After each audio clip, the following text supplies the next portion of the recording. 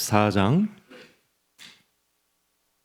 22절에서 31절까지 보시겠습니다. 요한복음 14장 22절에서 31절까지 내일 큐티 본문이 되겠습니다. 같이 교독하시겠습니다. 가롯인 아닌 유다가 이르되 주여 어찌하여 자기를 우리에게는 나타내시고 세상에서는 아니하려 하시나이까?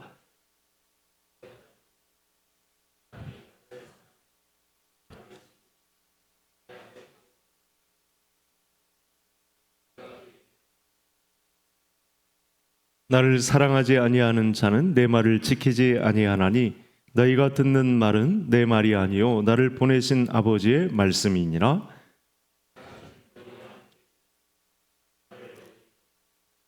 보혜사 곧 아버지께서 내 이름으로 보내실 성령 그가 너희에게 모든 것을 가르치고 또 내가 너희에게 말한 모든 것을 생각나게 하리라.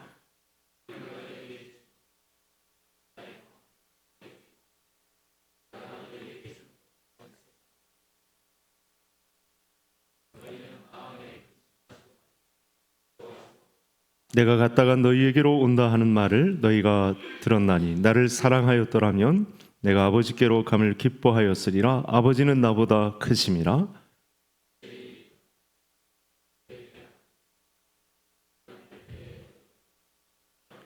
이후에는 내가 너희와 말을 많이 하지 아니하리니 이 세상의 임금이 오겠음이라.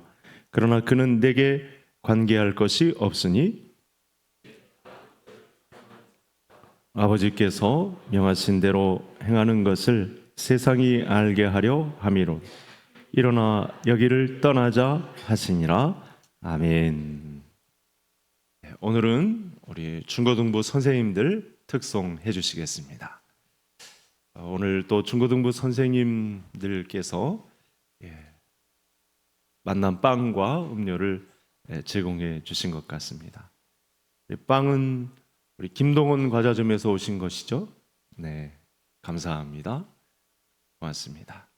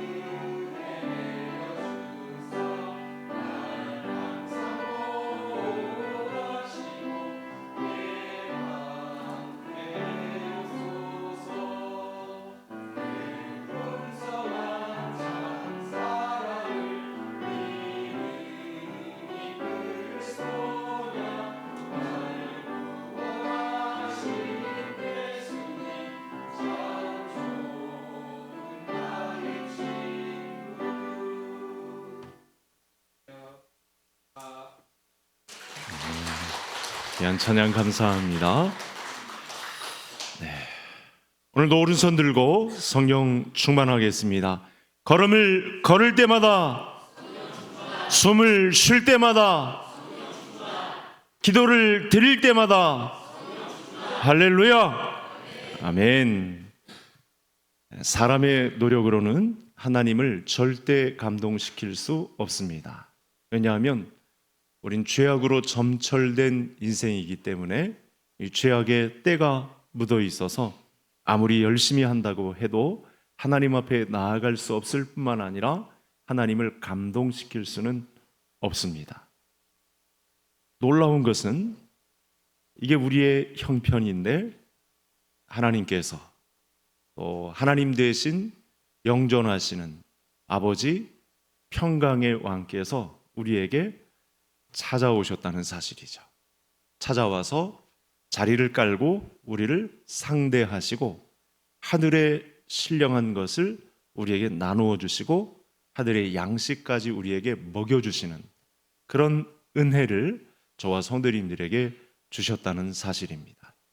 그래서 오늘 저와 성도님들이 이렇게 금요 기도회에 예수 그리스도의 이름으로 모여서 기도하고 기도의 응답을 바라고 구원을 얻는 것은 저와 성도님들의 무슨 자격이 있어서 존재의 유무가 있어서 또 조건이 충족되어서 내가 열심을 내어서 합당한 결과로 구원을 얻는 것은 절대 아닙니다. 이런 사실을 기본적으로 알고 오늘 기도회에 임해야 합니다. 그래야 은혜로 주어지는 선물로 주어지는 은혜를 저와 성도님들이 받을 수 있습니다. 예수님은 오늘도 이와 같은 말씀을 이제 마지막 때가 되어가는 과정 속에 이와 같은 말씀을 또 저와 성도님들에게 하십니다. 따라서 자격 없는 우리에게 찾아오셔서 자기를 나타내 주시고 하늘 양식으로 채워주시는, 찾아와 상대해 주시는 하나님 앞에 고꾸러지고 우리의 형편을 아뢰고 그대로 있는 모습 그대로 다가가셨다가 항복하시고 그곳에서 주시는 은혜를 누리는 이 복된 밤이 되기를 간절히 소원합니다. 이번 주 요한복음 묵상에서 우리에게 주시는 말씀의 선물 중에 단연 핵심 진리는 성령 하나님이십니다. 예수님은 지금 부지런히 성령 하나님이 오신다는 말씀을 부지런히 제자들에게 가르치고 있습니다. 근데 제자들의 상태는 어떻습니까? 정치적인 메시아, 이 세상을 구원할 다윗과 같은 왕, 로마의 압제하에서 뭔가 자기들의 만족을 충족시켜줄 위대한 지도자, 그분이 드디어 나타난 것 같습니다. 나사렛 청년으로서 회당에서 교육을 잘 받고 유대인 교육을 어려서부터 잘 받았던 뛰어난 지혜 있는 교사와 같은 그런 분이 진짜로 자기들에게 오신 것 같았습니다. 그 분에게 그 스승 밑에서 제자로 있다는 것이 너무 자부심으로 느껴질 만큼 따라오길 잘했다라고 싶을 그런 기적과 또 엄청난 일들을 벌이시는 예수님 앞에 제자들의 자긍심은 날로 높아지고 있습니다. 지금 제자들 중에는 엄마를 데려다가 치맛바람을 불어오게 할 태세를 갖추고 있고, 제자들 중에는 내가 저 베드로보다는, 내가 저 야고보보다는, 내가 저 시몬보다는 내가 더 낫다, 이런 식으로 서로가 견제하고 경쟁심을 갖추고 비교의식하고 이렇게 제자들의 상태가 이렇습니다. 그런데 예수님은 이 가운데서도 이 하늘의 양식에 해당하는 성령님의 위로가 있다, 위로의 성령님이 오신다라는 말씀을 본문 가운데에서 하고 있습니다. 자, 예수님은 지금 오늘 금요일 15절, 21절을 통해서 뭐라고 말씀하시냐면, 이런 상태가 너무 안 좋은 제자들에게 내가 너희를 고아처럼 버려두지 않고 너희들에게 올 것이 조금 있으면 다시 올 건데 낙심하지 말라, 근심하지 말라, 두려워하지 말아라, 이렇게 말씀을 주고 있습니다. 그러면서 하시는 말씀이 제자들은 잘 알지도 못합니다. 그런데 예수님은 자기의 할 말을 계속 하시는데 세상은 나를 알아보지 못하겠으나 다시 올 때 세상은 나를 알아보지 못하겠으나 제자들은 내 가르침을 받고 따른 제자들은 나를 알 것이다. 이런 이상한 말씀까지 하고 계십니다. 이때 그 중에 가롯이 아닌 가롯인 아닌 유다가 질문을 하는 거죠. 왜? 어찌하여 세상에는 자기를 나타내지 아니하시고 이와 같이 엄중한 때에 예수님과 같은 능력을 가지신 그런 다윗과 같은 어쩌면 다윗보다 더 큰 능력을 가지고 이 땅에 오신 당신 같은 분이 이 세상에는 자기를 나타내지 아니하시고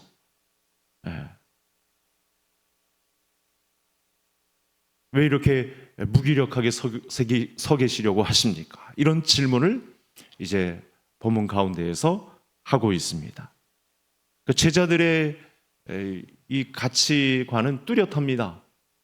지금 우리 앞에 나타난 이 절호의 찬스를 가지고 온 유대 지도자 나사렛 청년 예수 그리스도는 지극히 정치적이어야 하고 로마 압제의 상황 속에서 벗어나게 할 그런 위대한 왕이어야 한다. 그런 위대한 지도자의 역할을 감당할 뿐이다. 우리는 다행히도 그분의 휘하에 제자들로 한 자리 차지할 그런 자들로 서 있는데 왜 세상에는 나타내지 아니하신다고 그렇게 말씀하십니까? 그건 합당하지 않은 것 같습니다. 이렇게 따지는 듯한 그런 질문이 훅 들어온 것입니다. 메시아가 오시면 당연히 로마 제국을 무너뜨리고 이 불합리한 세상 가운데 정의를 선전하시고 온 세상 앞에 그분이 가진 기적과 권능으로 다 쓸어버리고 새로운 새 세상을 만들 것이 자명한데 우리가 하나님의 말씀 구약 성경을 보니 그렇게 메시아가 적혀 있는데 당신이 그분 아닙니까? 그런데 왜 세상에는 나타내지 아니하시고 제자들에게만 나타내 보여주신다고 하십니까? 이런 질문을 하고 있습니다. 이것이 지금 예수님이 십자가에 달리시기 전 팽팽한 긴장감 속에 하나님이 사람으로 오셔서 하나님의 나라를 선물로 주심이 있는데도 불구하고 이를 알아차리지 못하고 자기들의 욕구만 채우려고 하는 팽팽한 긴장감이 감돌고 있습니다. 자, 어떤 것인지 한번 볼까요? 그래서 예수님은 자신의 할 말을 하십니다. 이런 미천한 인생을 상대하시면서 주고자 하시는 하늘의 은혜를 선포하시죠. 말씀을 한번 볼까요? 같이 읽겠습니다. 나를 사랑하지 아니하는 자는 내 말을 지키지 아니하나니 너희가 듣는 말은 내 말이 아니요 나를 보내신 아버지의 말씀이니라. 이 질문에 예수님께서 뭐라고 말씀하시냐면 성령으로 내주하심이라는 깊은 진리를 가르쳐 주시거든요. 이 세상을 정복하는 왕의 휘하에 있는 자들이 아닌 예수님께서 내가 보혜사인데 다른 보혜사를 보내주셔서 말씀을 순종하는 자의 내면에 성령으로 찾아오셔서 인격적이고 영적으로 연합하는 그런 하나님이 너희들의 하나님이 될 것이다 라고 하는 엄청난 선물을 안겨주십니다. 이렇게 예수님은 세상을 향해서 자기의 신분을 과시하러 하늘의 그 영광된 자리에 있었던 그 모습이 세상에 그대로 투영되는 그런 화려한 색채의 직분을 과시하려고 하지 않고 하나님을 사랑하고 말씀을 지키는 성도의 내면에 성령으로 오신다라는 말씀을 주시면서 그렇게 되면 너희가 사랑하게 될 것이고 믿음의 공동체를 운영하게 될 것이고 그 토대는 이제 하나님 나라의 기초가 될 것이다. 이렇게 말씀을 주고 계신 거죠.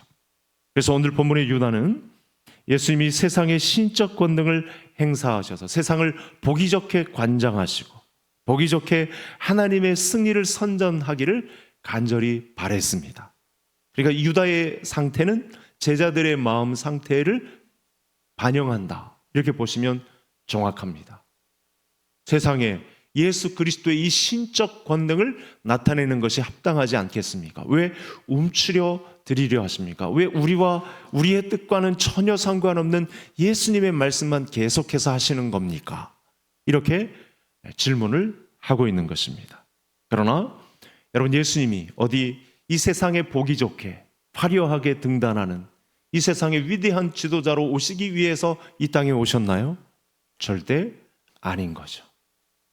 이 제자들마저, 그리고 유대에서 좀 깨어있다 하는 사람들, 또 다른 제자들을 부르신 그 무리들 속에는 지금 온통 예수님이 위대한 지도자로 오실 것에만 초점이 맞춰져 있습니다. 예수님의 승리는 그런 승리가 아닙니다. 그런 신적 권능 속에서 나타나는 화려한 색채의 인간 됨됨이가 아닙니다. 예수님의 승리는 십자가에서 죽으심과 사흘 만에 살아나신 부활의 권능으로 이루어 가시는 하나님 나라에 있지, 거기에 진정한 승리가 있는 것이지, 이 사람들이, 제자들을 비롯한 아직도 깨닫지 못하고 있는 이 사람들의 유익에 예수님의 승리가 있지 않다는 사실이죠. 그러니까 오늘의 말씀의 핵심은 저와 성도님들의 믿음 생활의 승리와 직결되는 아주 중요한 단서가 담겨 있습니다. 그래서 24절, 나를 사랑하는 자는 내 말을 지키리니, 제자됨의 기본 조건입니다. 또한 이 말씀의 구조는 100% 기도의 응답을 받는 보장 조건이기도 합니다. 내 말을 지키는 자는 나를 사랑하리니, 여기에 제자됨의 근본, 기초가 있고, 또 100% 오늘 밤에도 기도할 때 응답받는 열쇠의 초석이 됩니다. 또한 성령께서 그 사람과 영원히 함께하는 증거가 되고, 아버지께서 그를 사랑하는 조건이기도 합니다. 이런 말씀을 방금 24절을 중심으로 하신 것이죠. 이렇게 예수님은 아버지의 뜻을 행하고 하나님 아버지의 일을 이루는 것이 나의 양식이기까지 하다. 이것이 내 양식이다. 나는 이것으로 배불림을 얻는다. 예수님의 양식은 그래서 하나님 아버지의 뜻을 이루는 것입니다. 하나님 아버지의 뜻을 이루려다 보니 제자들마저도 스승의 뜻을 제대로 간파하지 못하고 있습니다. 거의 대부분의 사람, 모든 사람이, 몇 사람 빼놓고 그를 주목했던 마리아, 장례를 준비했던 여인, 이런 사람들 빼고는 예수님의 이 마음을 헤아리지 못하고 있습니다. 이런 고차원적인 하나님 나라의 양식을 말씀하고 있는데, 제자들은 여전히 육신의 양식에 목말라 하고 있는 것이죠. 따라서 오늘 밤 이 중요한 매해 이렇게 고난주간을 앞두고, 부활절을 앞두고 매주 사복음서가 번갈아 가면서 선포되고 있는 예수님의 고난에 관해서 진정한 하늘 양식을 선포하고 있는 과정 속에 내 필요가 아닌, 나의 이 세상 인생의 가치관의 충족이 아닌 우리 하나님 나라의 양식으로 배불림을 얻는 우리 모든 성도님들, 그 양식으로 채워진 가운데 기도하며 응답도 받는 이런 이 밤이 될 수 있기를 간절히 소원합니다. 문제는 그렇게, 죄송한 표현입니다, 말귀를 못 알아듣고 계속해서 자기 만족과 유익을 위해서 이 자리마저도 멍석을 깔고 기대감에 찬 제자들을 상대하시고 그들을 가르치시는 현장에 있으시고 그들을 상대해 주신다는 사실입니다. 여기에 오늘날 저와 성도님들이 누리는 은혜도 똑같습니다. 따라서 이 사랑에 감복하고, 이 사랑에 무릎 꿇고, 이 사랑에 두 손 들고 항복하고 예수님을 받아들이는 그 믿음이 예수님의 믿음과 만나서 불꽃이 튀는 그런 은혜가 있으시기를 간절히 소원합니다. 두 번째 화면을 한번 보시겠습니다. 같이 읽겠습니다. 보혜사 곧 아버지께서 내 이름으로 보내실 성령, 그가 너희에게 모든 것을 가르치고 내가 너희에게 말한 모든 것을 생각나게 하리라. 감사한 것은 예수님이 이제 부활 승천하시고 성령이 오시는 그 오순절 이후에 제자들은 오늘의 말씀이 생각났고 제자들은 180도 변화되었습니다. 세상이 감당할 수 없는 사람들로 오늘의 예수님의 가르침이 그들에게 적용이 되었습니다. 그래서 오늘 말씀의 가장 큰 특징은 뭐냐면 예수님의 사역이 성령님께로 이양된다는 겁니다.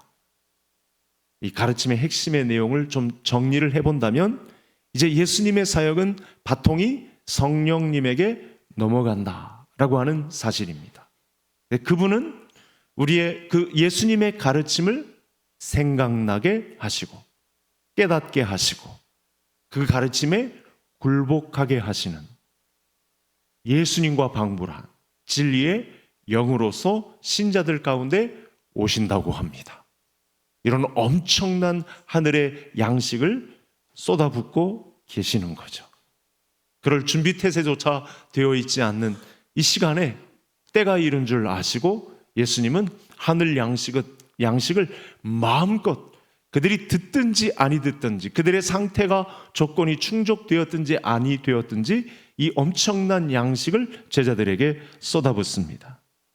아버지께서 예수님의 이름으로 제자들에게 보내실 성령님이 그들을 가르치실 것이고 그들을 깨닫게 하시고 기억나게 하셔서 예수님의 일을 마감할 제자들이 될 것이다. 이 혜택은 저와 성도님들에게 동일하게 적용되는 말씀입니다. 시간차가 있을 뿐이지 이때 제자들의 상태와 저와 성도님들의 상태는 거의 비슷하다고 보시면 되겠습니다. 성령님은 임의대로 오시는 분이 아니라 예수님에게서 오시는 분이죠. 오늘의 이 가르침을 통해서 예수님에게서 나오시는 분이 성령님이십니다. 성령님은 예수님의 이름으로 오셔서 예수님의 사역을 계승하시고 예수님에게서 이양된 사역을 우리 믿음의 사람들에게 보여주십니다. 세상에는 나타내지 아니하시고 자기의 제자들에게 나타내 주십니다.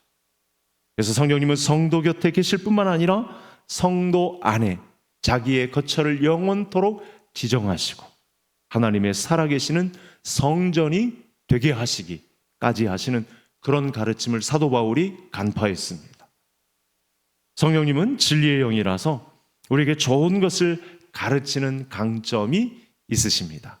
예수님도 가르침의 능력이 있으신데 진리의 영으로 오시는 성령님은 자기의 백성, 신자들을 가르치고 깨닫게 하시고 생각나게 하시는데 강점이 있는 분이 성령 하나님이시라고 합니다. 그래서 그분은 진리의 영입니다. 진리의 영으로서 신자의 지성, 신자의 이 지식을 각성시키는 데 탁월하십니다. 그래서 우리는 오늘도 그분께 기대해야 합니다. 찬양했던 것처럼 그 성령님의 깨닫게 하시고 가르치시고 생각나게 하심, 기억하게 하심, 이것이 필요합니다. 왜냐하면 그 안에 머물러야만 예수님이 우리에게 맡기신 사역을 예수님의 사람 제자로서 감당할 수 있기 때문에 이 능력이 필요합니다. 그래서 성경을 읽거나 설교를 들을 때, 기도를 드릴 때 이것이 나를 향한 하나님의 음성으로 들려야 이제 성령님의 사역이 나에게도 적용된다는 이 놀라운 비밀이 나에게 적용된다는 사실 앞에 또 무릎 꿇게 되는 것이죠. 이런 엄청난 혜택을 받아 누리게 되는 것입니다. 26절에 보니까 성령님은 예수님께서 말씀하신 모든 것을 생각나게 하신답니다. 우리 성도들이 만나는 위기의 순간, 또 낙심할 시간, 선택에 우왕좌왕하고 기로에 놓여 있을 때 그 판단을 명확하게 말씀대로 그리스도인답게 결정할 수 있는 그 길은 누가 제공한다고요? 성령 하나님이 하신답니다. 진리의 영으로서 자기 백성, 자기 신자에게 베푸시는 하나님의 은혜입니다. 지금 이 상황에 적합한 말씀을 떠올리게 하심으로 우리가 이 세상에 사는 날 동안 곁길로 새지 않고 실족하지 않고 한눈 팔지 않고 계속해서 믿음의 전진을 감당할 수 있는 근거는 진리의 영이신 성령께서 감당하시는 하신다고 하시네요. 복음을 전하거나 또 고난 속에서 신앙을 고백해야 할 아주 중요한 순간, 마땅히 할 말을 내 입술에 담아주시는 그분이 누구냐? 예수님께서 보내주시는 성령님이 이런 역할을 감당하신다고 합니다. 그래서 사도 바울이 볼 때 그분은 내 안에 아예 거처를 정하시고 자리를 깔고 동행하시는 분. 그래서 그분을 예수님도 오늘 말씀하셨습니다만 보혜사, 법정 변호인으로서 우리를 대변하시기 위해 가르치시고 생각나게 하시고 위기의 순간 명확한 말씀의 판단력으로 흐트러지지 않고 믿음의 전진을 감당하며 하나님 나라의 신자로서 자리 잡게 하시는 성령, 위로의 성령. 그러니까 위로가 당연히 되는 거죠. 위로의 성령님이 되어주시는 것입니다.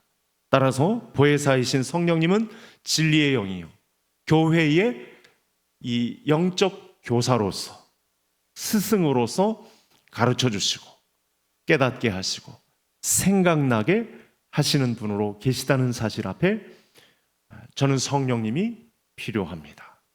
저에게 오셔서 가르쳐 주시고 깨닫게 하시고 합당한 기도를 드리게 하시고 곁길로 세지 않고 끝까지 인내하는 가운데 위로의 성령님의 힘을 힘입고 정확한 믿음의 정로를 걸을 수 있는 신자가 되게 도와주세요.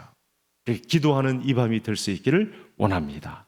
마지막 화면을 한번 보시겠습니다. 같이 읽겠습니다. 평안을 너희에게 끼치노니 곧 나의 평안을 너희에게 주노라. 내가 너희에게 주는 것은 세상이 주는 것과 같지 아니하니라. 너희는 마음에 근심하지도 말고 두려워하지도 말라. 예수님께서 평안을 유산으로 남겨주겠다, 이렇게 말씀을 전하고 계십니다. 이제 세상을 예수님께서 떠날 것이지만 남은 제자들은 두려워하거나 근심하거나 이 자리를 이탈하지 말아야 됩니다. 왜죠? 예수님이 보내주시는 성령님이 바통을 이어받고 예수님의 사역을 이어갈 것이기 때문에 전혀 흔들려서는 안 됩니다. 이 자리를 이탈해서는 안 됩니다. 예수님의 사역은 진리의 영으로서 계속되니 그 자리를 떠나서는 안 됩니다. 두려운 마음에 근심도 말아야 합니다. 곧바로 그분이 오셔서 바통을 이어 하나님의 일을 이양받고 자기의 제자들을 또 세상에는 나타내지 아니하시고 제자들에게 이 엄청난 혜택을 안겨줄 것이니 두려워할 것도 불안해할 것도 불확실한 미래 앞에 괜히 떨 것도 없다는 사실입니다. 이 모습을 예수님이 직접 성령님과 함께 하시는 시범을 먼저 보이셨죠. 폭풍우가 있는 갈릴리 바다에서 어떻게 하십니까? 배 고물에서 평안히 주무시고 계십니다.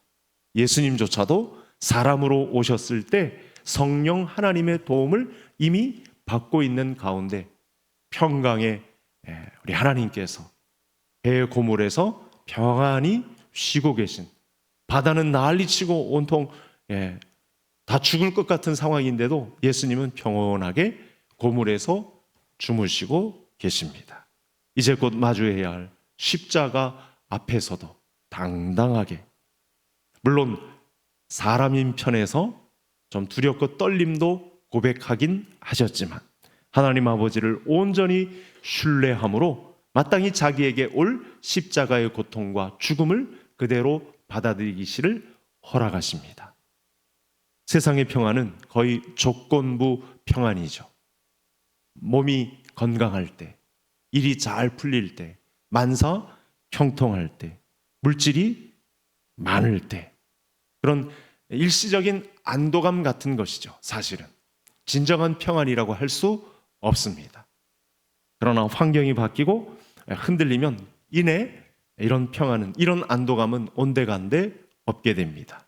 그러나 예수님이 주시는 평안은 예수님의 십자가의 유산으로 주어지는 평강이기 때문에 여러분, 오늘을 거뜬히 이 세상 이 흉흉한 소문에 휩싸이지 않고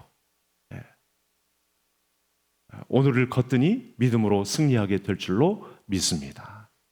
그런 측면에서 오늘 광화문의 BTS 콘서트에 가지 않고 이 자리에 오신 성도님들을 환영하고 축복합니다. 우리 주의 성령께서 오늘 놀라운 은혜의 시간으로 저와 성도님들을 위로해 주실 줄로 믿습니다. 세상이 줄 수 없는 평안을 너희에게 주노니 너희는 마음에 근심하지도 말고 두려워하지도 말라. 성령의 역사로 주어지는 평안을 절대로 놓치지 말라. 이렇게 말씀하십니다.